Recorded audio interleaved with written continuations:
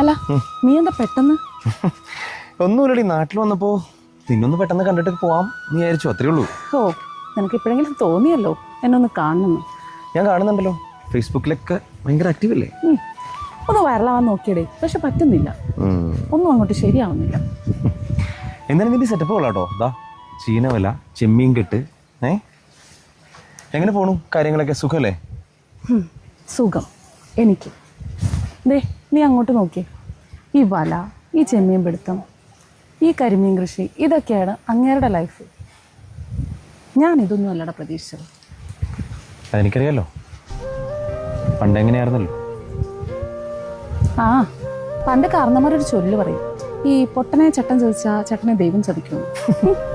അത് സത്യമാടേ. അപ്പൊ ഒരു ചതി എന്തായാലും ഉറപ്പാണെന്നല്ലേ?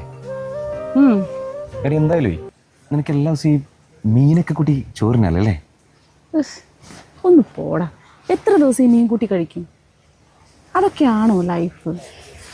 കാശുണ്ടാക്കണ്ടേ? 2 കുട്ടികളാണ് ഉള്ളത്. പുറത്തു പോയി ഒന്ന് എൻജോയ് ചെയ്യണം, നല്ല നല്ല ഫുഡുകൾ കഴിക്കണം. ഇതൊക്കെ എൻ്റെ ഒരു ആഗ്രഹമാണ്. പക്ഷെ അതൊന്നും ദേവി, നിനക്കൊരു മാറ്റമില്ലല്ലേ? ഞാനൊരു കാര്യം പറയട്ടെ, നമ്മൾ വിചാരിക്കുന്ന പോലെ ഒന്നുമില്ല ജീവിതം.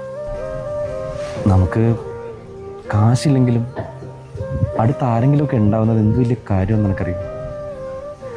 ഒന്നും വേണ്ട, നമ്മളൊന്ന് തളർന്നു പോകുമ്പോൾ നമ്മുടെ കൂടെ ഇരിക്കാൻ, നമുക്ക് ചോദിക്കാനും പറയാനും ഒരാളുണ്ടെന്ന് പറയുന്നത് എന്തോ ഒരു കാര്യമെന്ന് നിനക്കറിയാം.